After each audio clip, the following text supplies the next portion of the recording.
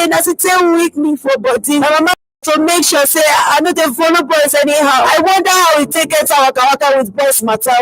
Circumcision don't cost me plenty health palava, and I don't go even wish my enemy pikin to suffer with I don't suffer. My country people, circumcision no good at all. You know, if you stop girl to the follow man there, you know, if it's find pikin born. In short, inside over 20 million Nigerian girls and women we don't suffer circumcision, and many of them they also suffer health palava, plus including pain when they want menstruate, peace, born, or even when time reach to enjoy themselves with their man for other room, whether in a local place or for inside hospital. Circumcision be very bad and dangerous. You don't get anything good way they do for body. Make we join us. Stop circumcision today. Now this health initiative through Stop Cut project where they funded the United Nations Trust Fund to end violence against women. Bring una this message.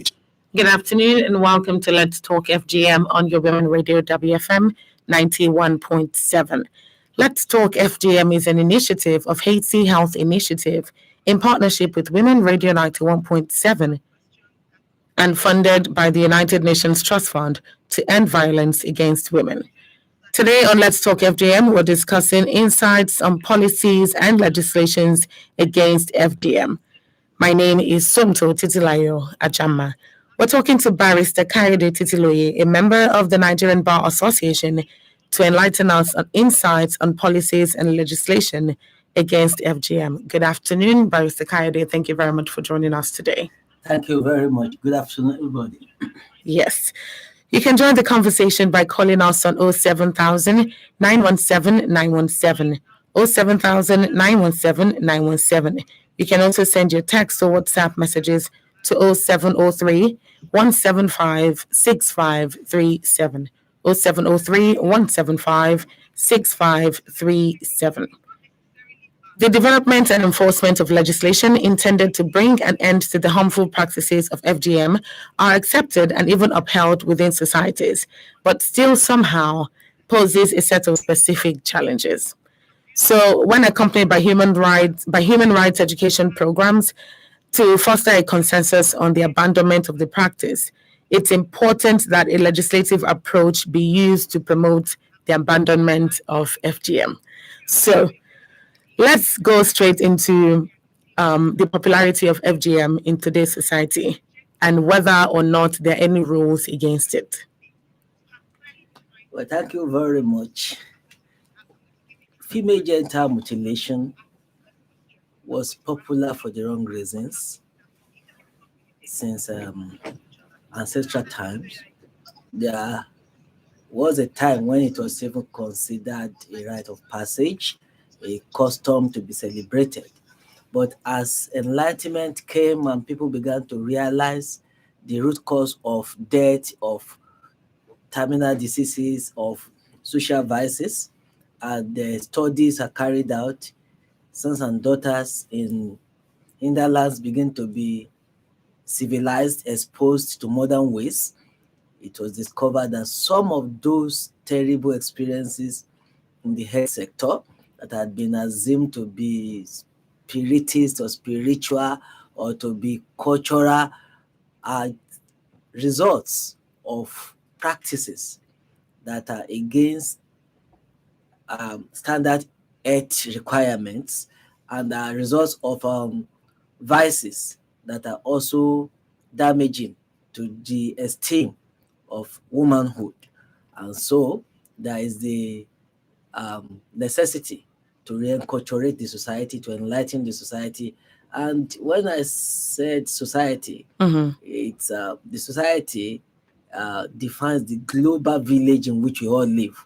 Our exposure, our civilization may differ, but we are now in a world that is closer than farther apart in view of education, in view of the social media now.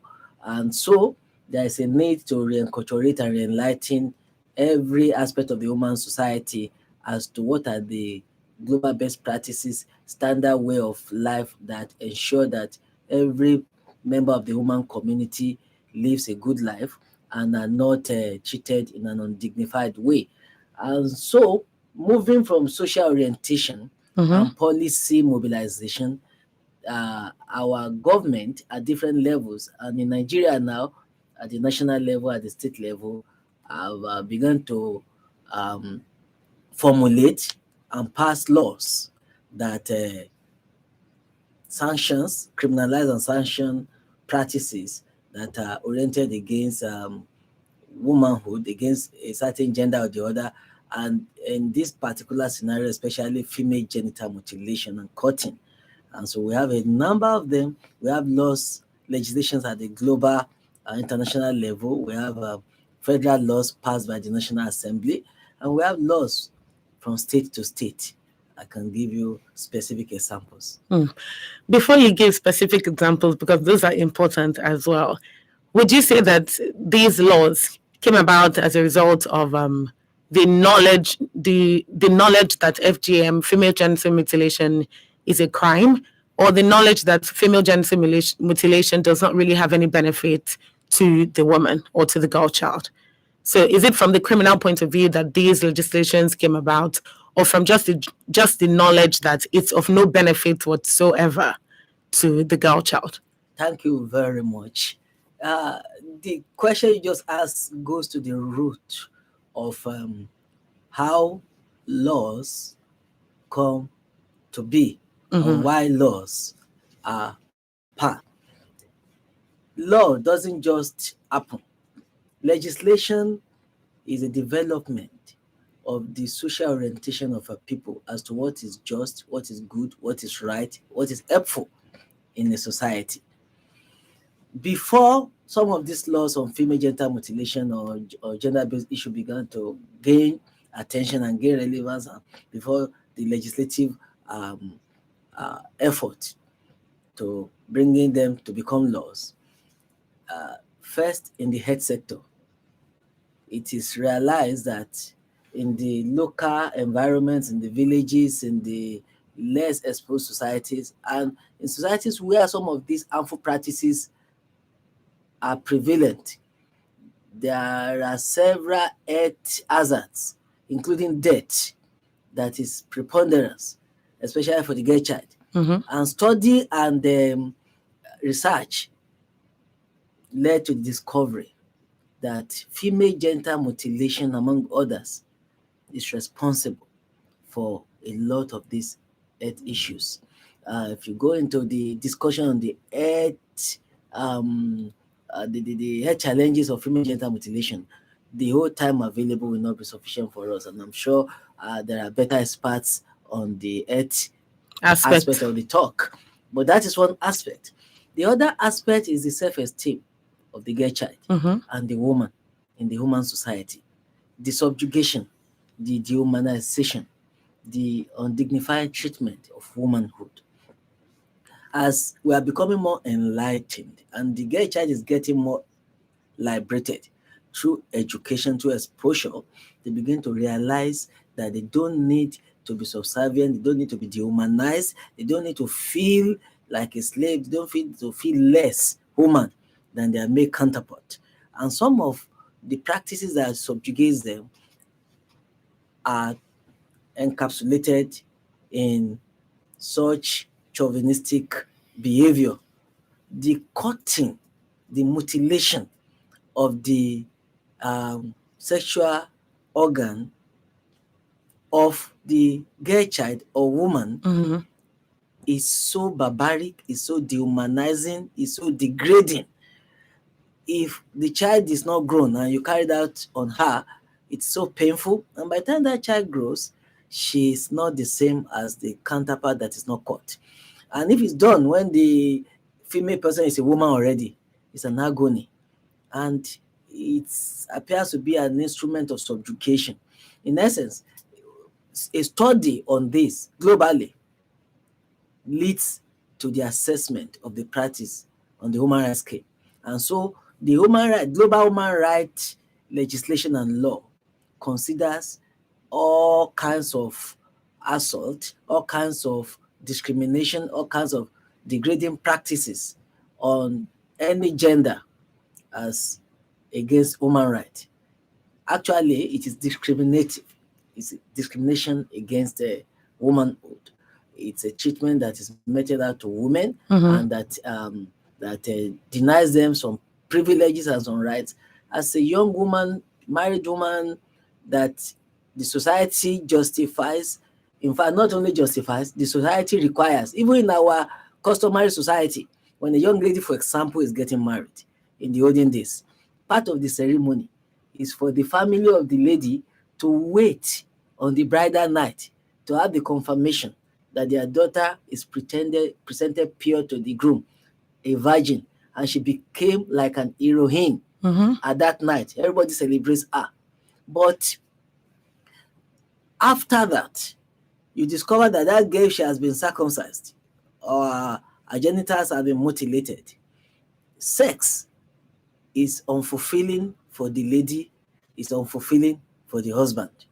The husband sooner than later rejects her and go after another lady. And the lady feels, oh, she does not measure up. She cannot be sexually satisfying to her husband. She probably wants to test herself outside to see whether the problem is from her. So she becomes like a toy, a puppet in the hand of the man of men. And you see, it's very dehumanizing and subjugative. The point I'm trying to make here is that, socially speaking, it is discriminative against women. It's a discrimination, and it's against international human rights laws. It's against the fundamental human rights provision of our constitution in the Federal Republic of Nigeria. So it's not only criminalized. You see, in law, we have criminal laws. Yes. And we have other laws. The human rights law, female genital mutilation is against the fundamental rights of women, because, as I will show you in the Constitution, it is discrimination is prohibited. It's an abuse of human rights. And they are undignified treatment, dehumanization, to treat somebody without or below what is considered as dignity of human person, is also against human rights, not only in Nigeria but globally, both child and women. And so it's a vice in society, and it's unlawful. And we have abundant criminal law provision to back that up. So if I'm getting correctly, you're saying that the law, these legislations now, are born out of the social reorientation of people as regards the non-beneficial implications of female genital mutilation. It's not and just as a result, beneficial. It is destructive. Yes, it is destructive, dehumanizing. Thank you very much. I'm glad you said that, because sometimes people understand it as just criminal activity. Like, okay, they've said it's a crime, so let's stop, just because they've said it's a crime. So I needed to understand if it's just because it's a crime, or because people have come to realize that there's no benefit whatsoever. As you've said, it's dehumanizing. It doesn't favor the person. It has a lot of health implications, psychological implications. So basically, there are more disadvantages rather than advantages in general. So you can't be comparative when you talk about benefit of a bad thing. I'll give you a sample. Stealing has its benefit to the thief if he gets away with it, isn't it? He gets money to use for whatever bad or good purposes, but it is evil, it is criminal, and it is unjust. It is a social vice. So you cannot put it on a scale of the disadvantage being more than the benefit. There is no social benefit to the humanization of anybody. Okay. Pardon my phrasing then. So that's where I was going, that it's born out of a social reorientation of the understanding that there's no benefit to the girl child when it comes to when female genital mutilation is done or inflicted on them. So people should understand it as not just a criminal offense, but also the fact that there's no benefit to this person. So this is something that should be completely eliminated. And that is why that law or these laws have come about. So you were going to tell me about some of these laws that apply to female genital mutilation today. Thank you very much. Since we have gotten into it, there are some of these laws that are criminal laws. We talked about the other aspects that are human rights laws. Yes. They are international laws. Then we have a new regime of laws now in Nigeria that is addressing domestic violence and it can be criminal and it can be socially addressed by law. Because you discover that one of the reasons why you don't find the perpetrators of these vices to sanction by criminal regime is that it is actually perpetrated often within the family cycle.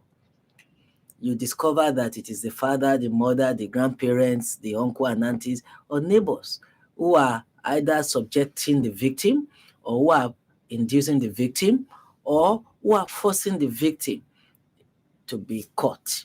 And if, for example, a man who is the breadwinner forced or ensure a girl is caught, the mother may not be able to file a criminal complaint, because if he is charged and imprisoned, the breadwinner is behind bars. They will go hungry. So because of the need to ensure that they cannot report their breadwinner, even though he has done a dastardly act. And because of that, people don't come out to file complaints. In the neighborhood too, people don't want their family members to go to jail. There is a stigma that the father, the grandfather has been an ex-convict. So they don't want to. So they endure the suffer in silence. But the law on protection against domestic violence provides a new regime of damages, social control, prohibition, restrictions, as it were, to protect the victim or the will-be victim. Now, mentioning some of these laws, I mentioned there are international human rights laws that have been promulgated, that Nigeria has adopted and as a scientist, and has been domesticated in Nigeria by our National Assembly. There's especially the Universal Declaration of Human Rights, the African Charter of Human and People's Rights. And these laws made female genital mutilation a violation of human rights of women and children. And it's an infringement of broad categories of their human rights. And I've mentioned the right to health and the right of the children, right to physical integrity, including freedom from violence and violation, and right to freedom from discrimination, and right to the dignity of human person. So if you move on, I've mentioned Universal Declaration of Human Rights, International Convention on Civil and Political Rights, Convention on the Elimination of all forms of discrimination against women, and the African Charter of Women and People's Rights. Then you come to Nigeria. Yes. We have Nigerian legislations. First is the Constitution, which is the ground norm land from which others draw their validity. Any law in the country that is in conflict or inconsistent with the Constitution is not void and of no effect to the extent of its inconsistency. The provision of the Constitution in Section 34, Chapter 4, provides for the right to dignity of human person. And if you take a closer look at the procedure and the process of female genital mutilation, you will know that the first thing is the loss of human dignity for any female person that is subjected to mutilation of his or her minor and major part of their private parts. And then the right to freedom from discrimination. I've mentioned that earlier. Yes. Then we also have the criminal laws. The criminal laws are penal code in the north and the criminal code in the southern part of Nigeria. And then you have the Child Rights Act that was also legislated by the National Assembly. Then you have the Violence Against Persons Act 2015. That law, interestingly, first found expression in Lagos. Lagos passed its law prohibiting domestic violence, and then some of these other states followed suit. Osun State passed a prohibition against domestic violence in 2013. Eventually, the National Assembly found the political will, and graciously enough, they passed the Violence Against Persons Act, Prohibition Act in 2015. And then the states that have passed their own prohibition against domestic violence law have to bring them in consonant with the VAP Act 2015 because of the doctrine of covering the field. The state laws should be in harmony with the national one on the same subject matter. And many states have domesticated the Violence Against Persons Prohibition Act 2015. And in Osun State, for example, we domesticate that act specifically last year. Our outgoing governor signed it into law last year, October. And it's a beautiful law. I have a copy here.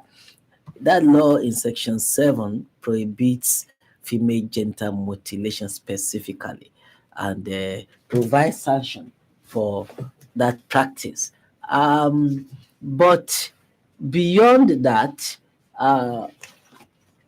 in Osun State, like I said, we had earlier passed our own prohibition against domestic violence that defines what domestic violence is and address all kinds of violence to women, to children, which covers anything that you can define as a female genital mutilation. And when you look at the national laws, female genital mutilation is totally reprehensible. Now, talking about criminal law, states also have criminal laws that are, like I said, consistent with the national laws. Now, Osun State, for example, and this more or less the same in all the southwestern states, Ekiti, Oyo State, and all that. And in Section 335 of the Criminal Code of Osun State, for example, it says any person who unlawfully does grievous harm to another is guilty of a felony and is liable to imprisonment for 7 years. Grievous harm. And by the time health personnel assess and present to you what the process of FGM is, you know it's grievous harm. Section 338. Please let me interject here, because you mentioned the penal code in the north. Yes. And my first question off the top of my head was, does it specifically say female genital mutilation? No. You see, or does it even tie in with criminal harm? Code okay. in the state does not mention female genital mutilation, but it says grievous harm. So the penal code says grievous harm as well. Both penal code and the criminal code in the West. Okay. In fact, Section 338 even talks about wounding, unlawful wounding. If you unlawfully wound somebody, you are also guilty of a felony. And in the case of wounding, wounding is different from grievous harm.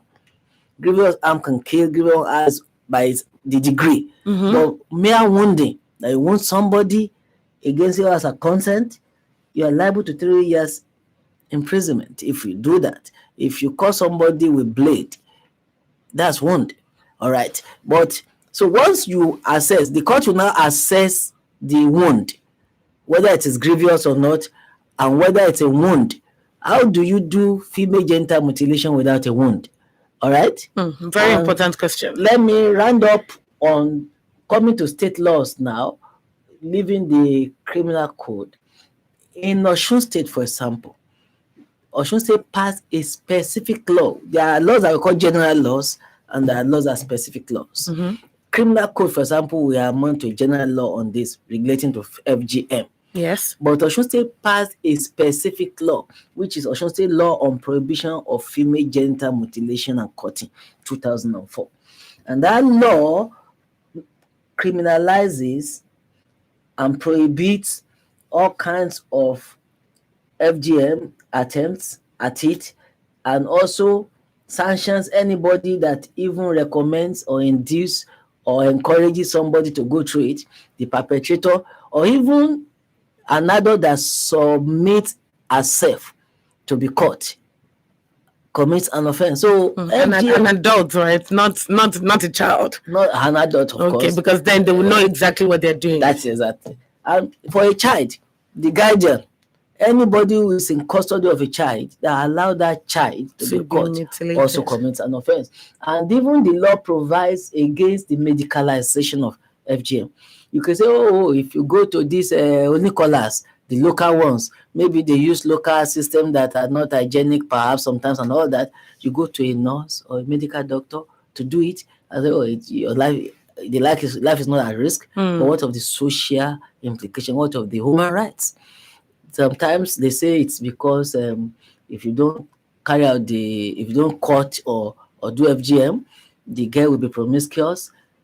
By that, they mean that she will enjoy sex a lot, and they will feel that, oh, she start pursuing, she becomes sexually active before time. It is not lack of cutting that makes a girl child to become sexually active before marriage. It is failed parenthood and the failure of the community and the society. If a child is well brought up with self-esteem, a girl child with self-esteem and boy with child sense of purpose, that girl child will not see herself as a bargain for attention or for any goodwill from a boy, and she will keep herself till she is ready to bear the consequences of sex. And in such cases, you find out that such girls, either with or without religious orientation, keep themselves until they marry. But because of the olden days lack of exposure, they assume that, oh, if you don't cut them, they'll be sexually excited and they will be promiscuous. What about the boys?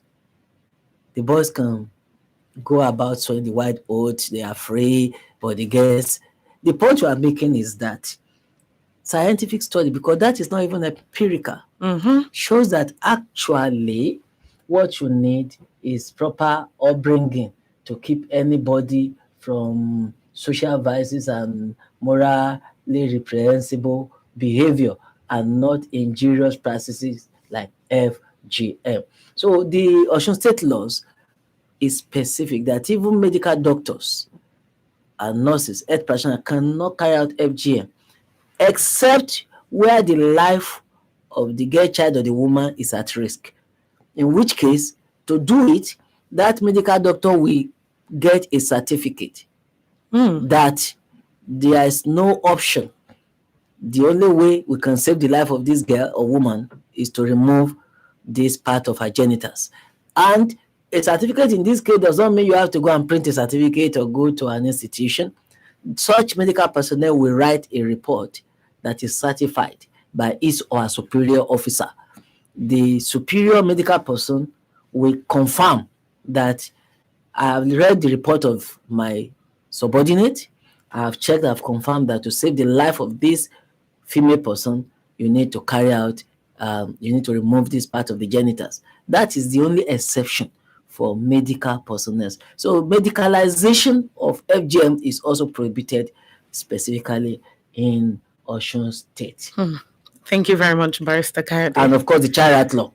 Yes, we're coming to the details of all of that.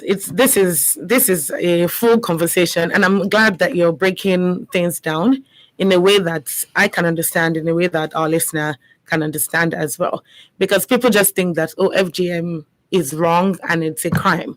But they don't understand the details of why it's a crime. They don't understand the fact that, minus the fact that it's a criminal offense, it's also a human rights offense as well. It's a human rights abuse. Abuse, I like that term. It's a human rights abuse. So I'm really glad that we're having this conversation and that you're here to do more justice to that subject.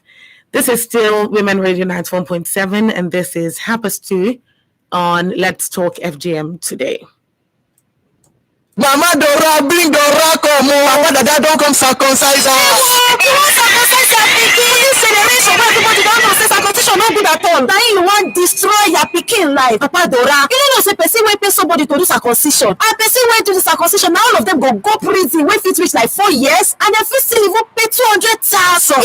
If you give person ordinary advice say make dem do circumcision, you go fit go prison for like 2 years and still pay like 100,000 fine money. In short, when my phone make I call this law enforcement agents to go arrest you, wetin dey do no good. We no circumcise Dora again, eh? Papa Dada, carry your yama knife comot my house. Only self go report you. Circumcision no good at all, oh, as e dey cause plenty health palava for girls body. My people, if you hear or see person wey wan circumcise any girl, sharply go to law enforcement person near you or make you call 0812 467 0069. Female circumcision no good. Make we join hands stop am. Na Hacey Health Initiative through im Stop Cut project wey dey funded by United Nations Trust Fund to end violence against women bring una this message. Hello, ladies and gentlemen, boys and girls, it's your girl again. You are listening to WFM 91.7. Yeah, keep your ear to me. Yes, this is still Let's Talk FGM on your Women Radio WFM 91.7. And in case you're just tuning in, you are welcome. Yes, today we're discussing legislations against female genital mutilation. It's a very important subject. Specifically, we're discussing insights on policies and legislation against FGM. This is Let's Talk FGM, and Let's Talk FGM is an initiative of Hacey Health Initiative in partnership with Women Radio 91.7 and funded by the United Nations Trust Fund to end violence against women. Insights on policies and legislations against FGM is what we're talking about today. And we're talking to Barrister Kayode Titiloye, a member of the Nigerian Bar Association, to enlighten us on this. If you have any questions or you have any contributions, please go ahead to call the number 07000 917 917. 07000 917 917. And you can also send your text or WhatsApp messages to 0703 175 6537. If you need any clarification on the legal aspects or legal processes that involve or that revolve around female genital mutilation, then please call in or send in your text and WhatsApp messages. So, Barrister Kayode, earlier you mentioned the fact that there may be some extreme cases where to save the life of the woman, they might need to engage in female genital mutilation, which would require the permission of a supervisor or somebody else. In what's the opposite of subordinate? Superior. That's it. With permission of a superior. So I'm curious, are there really any cases like that? Are there really any cases that pop up like that? Yes, like I was saying, I'm not a medical expert. I'm never in the theater, never in the labor room. Mm-hmm. But of course, in the wisdom of the legislators and based on empirical experiences and information from the constituents, it's clear that there are situations that must be exempted where there's a need, a medical need. There are complex surgical procedure that may require, if God forbid, we pray people enjoy more of it, there are cancerous situations that you have to remove things and all that kind of stuff, cervical issues and all that. But we actually see and get more reports of problems, medical problems, surgical problems that arises because a woman has been caught. A woman's laboratories have been mutilated, and when it comes to childbirth, what a simple cesarean section will have resolved and the child brought out, they may have to go to more complex surgical procedure to save the child and to save the woman because of all kinds of female genital mutilation that are practiced, and some can even block pathways to save deliveries. And so the woman is at risk and the child is at risk because of a barbaric thing done 10 years or 15 years before the maturation of such a girl to adulthood. And so there is a need for a careful, considerate legal regime for medical situation.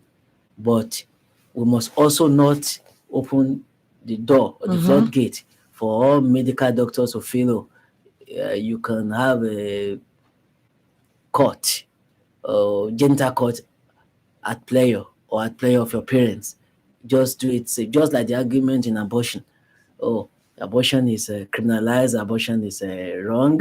But some people say, oh, what if you don't take the risk of doing it in a bad way, go to a standard medical doctor to do it? So that's similar to the medicalization aspect you talked about. In FGM, it is totally globally agreed that female genital mutilation and cutting is bad, is against human rights, is an abuse, is criminal, and it's evil. Even the religious faith-based organizations, the Christians, the Muslims, now even the traditionalists have shown that there's actually no religious benefit, no religious obligation to cut the woman. It's interesting that you say that, because we've had that conversation over a series of previous episodes, and this same thing has been said. And I'm glad that you reiterated it, because some people still think that, oh, okay, maybe there's no cultural reason, but maybe there's a religious one. So I'm glad that it has been said before, and you've said it again today, that there's no such thing, whether cultural or religious or even medical benefit, no benefit whatsoever to the girl child. Then you mentioned Osun State's specific law against prohibition of female genital mutilation. Would you propose that other states do this specifically for female genital mutilation, as opposed to the criminal code, the penal code that already exists, Child Rights Act, VAP Act, that already exists in line with that, but do not directly state prohibition against female genital mutilation as an offense? Yes, thank you very much. I will encourage all states actually to pass specific laws. There are 2 or 3 reasons for this. Okay. Now, the VAP Act, the VAP laws of the states will have been good enough, but you will discover some things that require amendments. In our own VAP law, as recent as it is, signed to law, just brought out in October, there are sections that I am willing to propose for amendment. They are already. For example, you have a section of that law, section 6, that prohibits harmful practices and sanctions harmful practices and general injury, a general provision against injuries. Okay, Barrister Kayode, give me 1 second. We have a call coming in. Okay. Hello, good afternoon. Good afternoon. Good afternoon. Thank you for calling. What's your name, please? Where are you calling from? My name is George from Mowe. George from Mowe. Thank you for calling. Please go ahead. I just want to appreciate the speaker for this informative program. Just told me, and I'm enjoying the topic. You're making people expose to what we don't know, because it's something most people don't even know about. But speaking of it like this is very, very informative. So I just want to appreciate the speaker for that.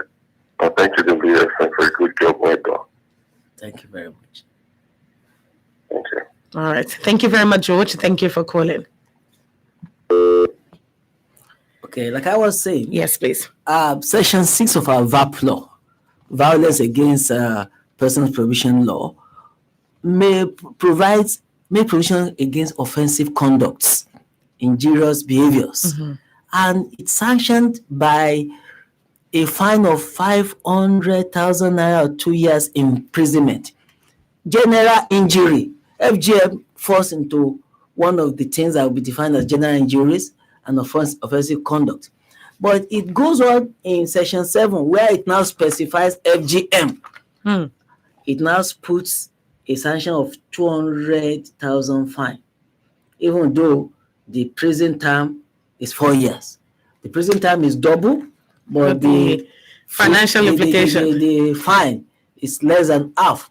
So people who want an escape route can just give a fine and let the perpetrators go. So in my own view, the punishment for the specific should be graver than the general. That is one. 2, a specific law will be sui generis in its procedure, in the time for filing action, the time for the respondent to respond and all that. If you go to court, for example, in a civil case, you have the respondent, the defendant has 42 days to reply. But in our protection against domestic violence law, one of the beauty of it is that if domestic violence is perpetrated against anybody, FGM inclusive, or is about to be perpetrated, you can rush to court with an application for an interim order of injunction, in which case you don't need to give the other person notice. And they will bring you before a judge within 3 days, not 42 days. And within 3 days, they can arrest the situation, they can prevent the damage being done. And if it has been done, they can quickly arrest the perpetrator before he escapes and sanction him, or prevent the problem, the injury to be aggravated. But if you want to follow the general procedure for institution action, bringing action to court, you may need to give the other party 42 days notice. So specific laws have the opportunity of providing or attending to the peculiar needs of that circumstance. And so it is good if other states in the country will make specific laws. And there could be some challenges in some states that differ from state to state. Okay. In that specific law, they can address the particular challenge that practice has. The challenge in Osun State may be different from Imo State. That of Imo State may be different from that of Adamawa State. The specific law prohibiting FGM in each state will address such peculiar local challenges. So it's very good and important. For example, in our state now, there are areas of even our law that I am proposing for amendments because of the need, because it will help us to be able to be more effective in preventing the practice. Thank you very much for that. Thank you very much for that. Are there any limitations to these legal processes when it comes to cases relating to FGM? Yes. Interestingly, I just mentioned that I am already having examples of sections of our law that needed to be amended to be able to make the law more effective. Yes. Because the law is only useful in its application and when it prevents the social vices or sanctions the perpetrator as a deterrent to others who want to do the same. But if you have a law, no matter how good it is, and it does not succeed in catching and sanctioning the perpetrators, it does not succeed in remedying and redeeming the victims, then that law is probably not better than the not having too much value than the papers upon which it's printed. In most of the states, you will discover that where they have few cases that they have already prosecuted, Yes. they are rare and far between. In some of the states, the local community leaders, our traditional elders, when they discover, they will arrange and they apply local sanctions. Go and bring 2 kegs of oil, 1 keg of palm wine as a sanction against the perpetrator, and they let it, don't do it again and let him go. The victim will still suffer. They will be ready, so they could as well go and prepare 2 kegs of palm oil and a keg of palm wine before they carry out the dastardly act, knowing that that is a penalty. The penalty, yes. You see, it's hardly having a serious social stigma and all that. For me, part of the amendment that we need, for example, is to provide for compulsory reportage by stakeholders that are in position to know.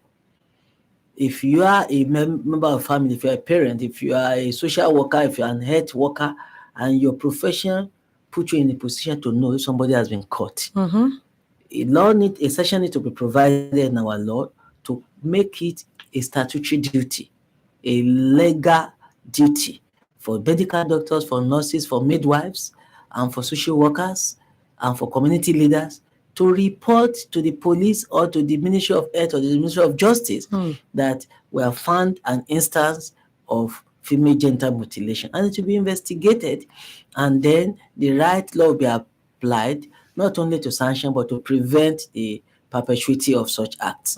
Please, we have another call coming in. Hello, good afternoon. Hello, good afternoon. Are you there? Okay. Please call back if you can.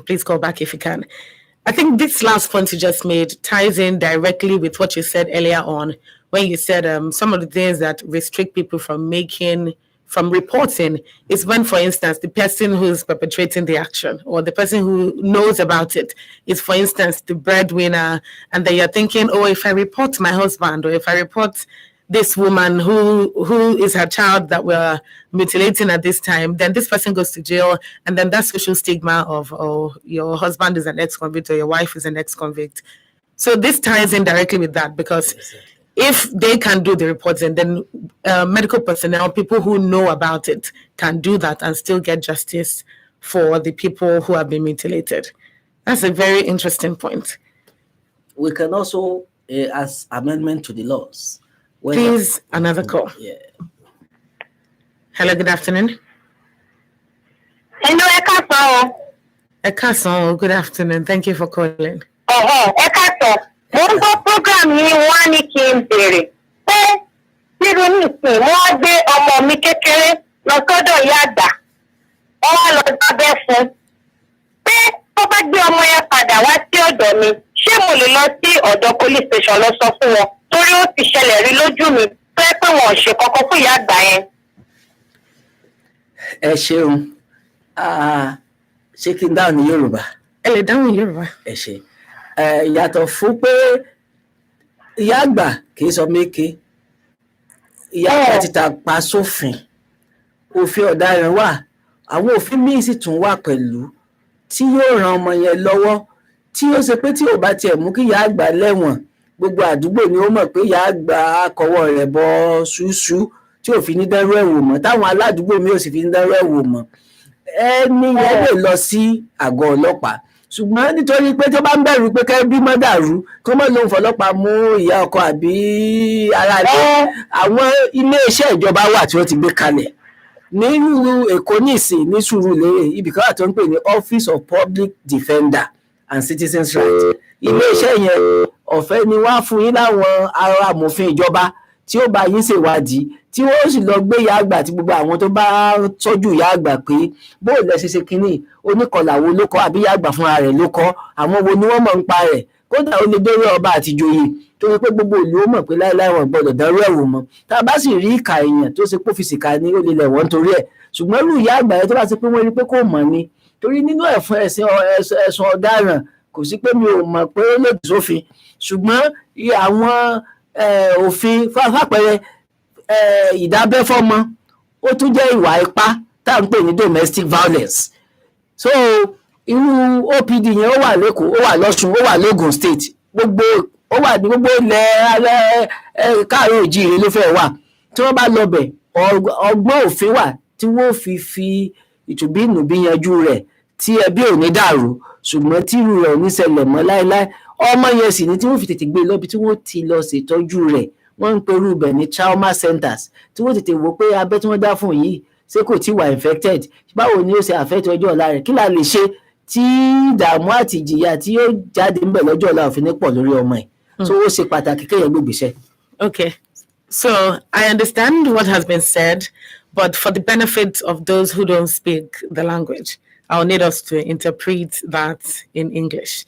So to my understanding, she's asking that, okay, so if she takes her child to the village, for instance, to her mother-in-law's place or her mother's place, only to get there and the child returns and the child has been mutilated, can she go report to the police, and would this be taken up as a crime?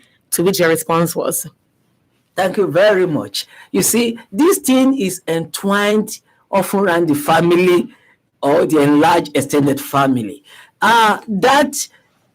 Yes, you have a right to report to the police. Even the police have what they call community policing, where they approach the situation in a way that they will locate the perpetrator of crime who needs to be sanctioned and punished with criminal law, and they will locate those who need to be cancelled, and they will nominate damages and remedies that need to be put in place. But now the states, especially the southwestern states, and I'm sure several other states in Nigeria, we have, in fact, in Nigeria now, first in Southwest, we have sex and gender violence committees around the states that will even link up and network.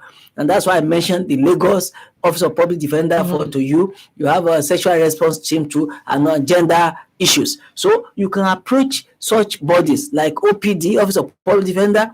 They will adopt the system.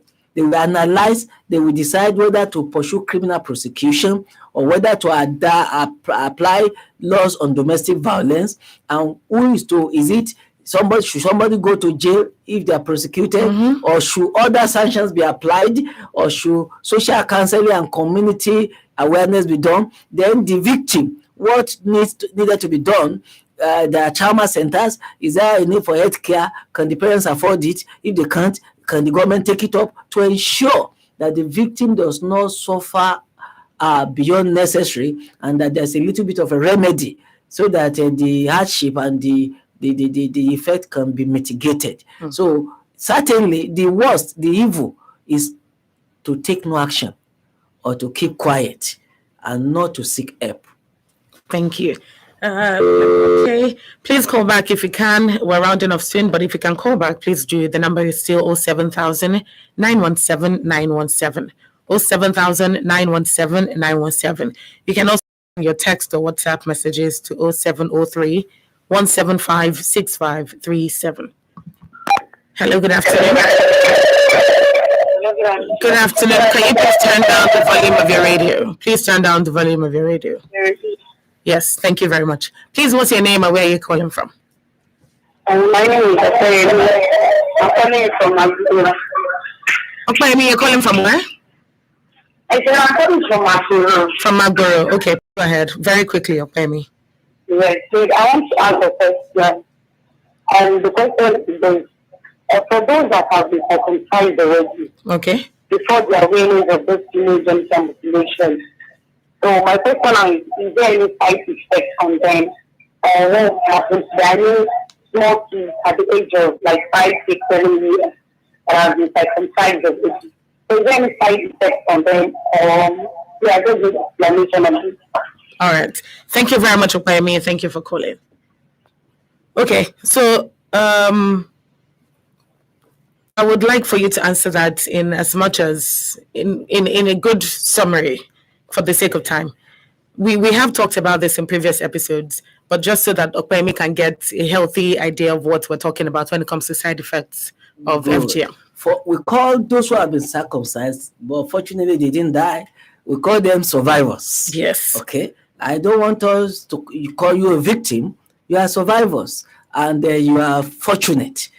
What you need to do is to first of all go through psychological social counseling and make sure you have an emotional balance. Secondly, if you can make health checks to make sure that it will not lead to other health issues later in life, and if there are corrective measures that need to be done to prevent more grievous problems. Once they confirm that, okay, you are okay, it won't lead to childbirth problem, it won't lead to some other health issues.